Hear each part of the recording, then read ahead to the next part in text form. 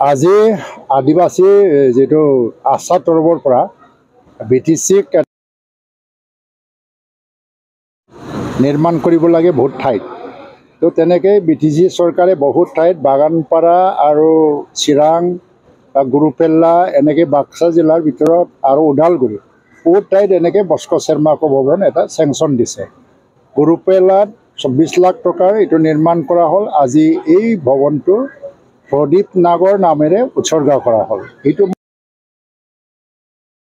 বহুত আনন্দিত আৰু সৌভাগ্যৱান বুলি ভাবিছোঁ, কাৰণ বস্কো চেৰমাকো এই ব্যক্তিজনক তেওঁ বয়সত মোতকৈ সৰু, তেওঁক মই জীৱনত বহুতবাৰ লগ পাইছোঁ। শিক্ষিত ব্যক্তি আৰু খুব ৰেচনেল আছিলে, ডেমক্ৰেটিক আছিল।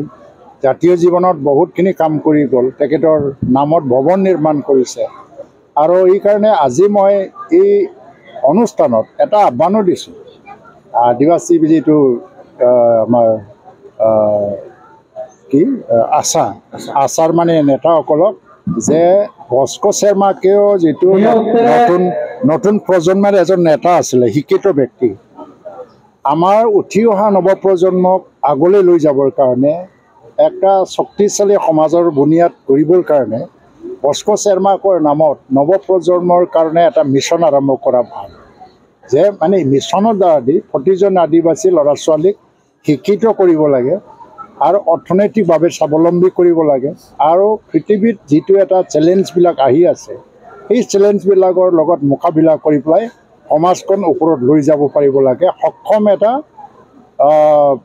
ফিউচাৰ জেনেৰেশ্যন সেইটো গঢ়ি তুলিবৰ কাৰণে এটা মিছন আৰম্ভ কৰক, মই আহ্বান দিছোঁ। তেওঁলোকে অৱশ্যে ভাবি চিন্তি